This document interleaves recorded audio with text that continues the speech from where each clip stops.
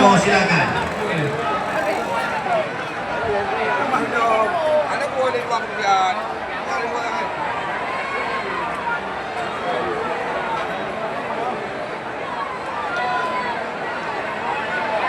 Bismillahirrahmanirrahim.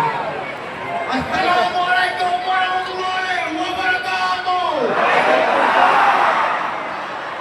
Hujan raja-raja, hujan bangsanya, bangsanya wajib merdeka, merdeka, merdeka. Bendera dari kesatuan MUI tinggi, maka hak untuk dipegang.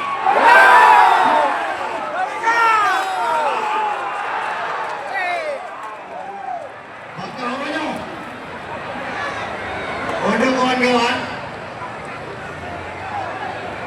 oi, dah dengar aja, mama ayah, dah dengar aja, dah dengar aja.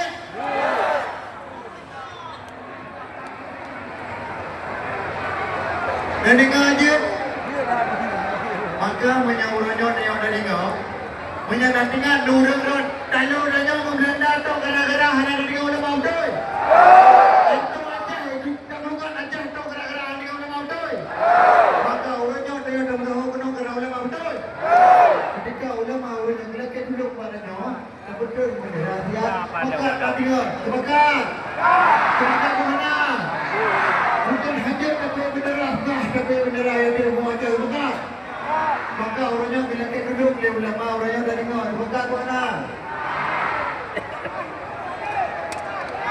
Betul, itu mereka mau orang. Betul, mereka mereka mereka mau ulama. Nah, nak betul mereka mereka mau ulama. Betul, kerja alimnya. Kerja mau memimpin. Kerja mau memimpin dan kerja. Kepada orang kerja benda. Kepada orang yang berbicara bersuasi. Maka orangnya dia ada penting apa ulama semangat. Bukan dia orang. Kalau orang ketua apa? Dengan doktor orang dengan ulama semangat. Maka orangnya berikan ulama lagi betul tapi ada apa? Hai, dia ada kita siap berpendapat. Tak pendapat teman-teman bukan. Awaknya punya muda rekod di mana? Awaknya orangnya pada wajib kerja di mana? Patu yang hitam dia mengpen dia di mana? Bukan macam-macam yang ada wajib bukan. Mereka orangnya punya sampaikan dulu berita Indonesia terus sebelum bahwasanya ada boleh semangat bencana 8 bulan bencana sampai hari ini belum ada penanganan insentif yang dilakukan oleh pemerintah Indonesia betul. Hari ini apabila kami ultimatum seluruh rakyat Aceh, apabila bencana ini tidak selesai dalam waktu sesingkat mungkin, maka jangan salahkan kami Aceh. Kami akan meminta pisah dari ini.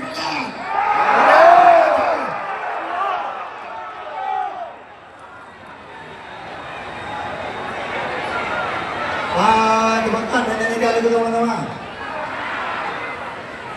Revolusi, revolusi, revolusi, revolusi, revolusi,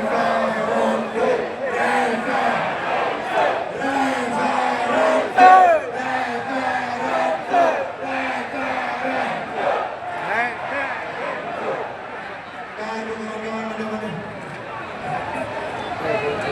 ada yang mereka. Tidak dengar.